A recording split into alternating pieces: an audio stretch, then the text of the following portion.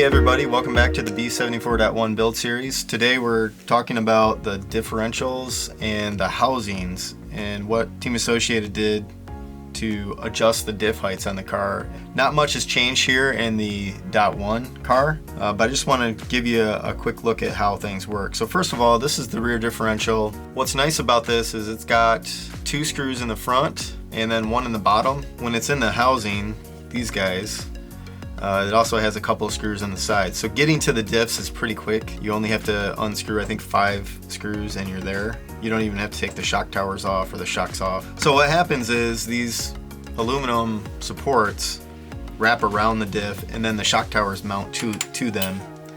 And the cool thing about this design is it gives the diff the ability to move up and down depending on where you've put this offset insert. So I haven't screwed the other screws down, so I can show you what it looks like as it rotates. So you've got a little bit of movement there, and like I said, depending on which insert you put in this spot will let you determine how many millimeters you're up or down. It's separate from the front shock tower or the rear shock tower. You can change this on the fly if you feel like you need a lower diff or you want your axles and your diff to be lower. You can change out this insert, or if you want it higher, maybe you're not getting enough traction in the corners, modify the height on this. So this is kind of a nice feature in the car. The other thing I want to show you is this is the new lower rear shock tower, and I've seen a few people asking questions about whether or not you seal the edges of these carbon fiber shock towers, and I don't see many people doing that nowadays. I wouldn't expect to have any problems with the fiber separating like we used to with the older style chassis. Alright, so I'm going to keep building, mount these diffs to the chassis, and then show you what it looks like mounted up.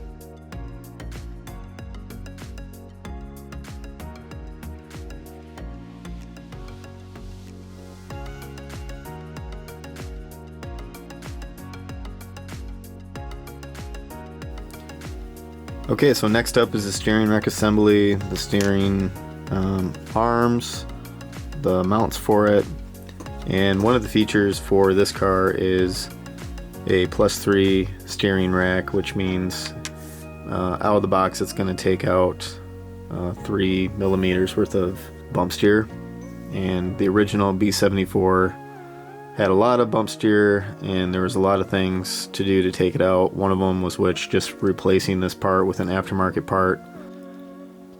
Okay, so I'm putting the B74.1 next to the B74. Front axles are quite a bit narrower on the new car than the old car. Moving to the back of the car, you'll notice they did a few minor tweaks to the back. For example, these are button screws now instead of flat.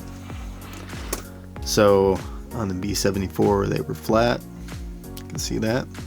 Turnbuckles, after I built them and I looked at the original stock turnbuckles, so this car has one of the stock turnbuckles on it on the back here. You can see they're quite a bit shinier and they seem to turn a little bit better as well when I was installing them.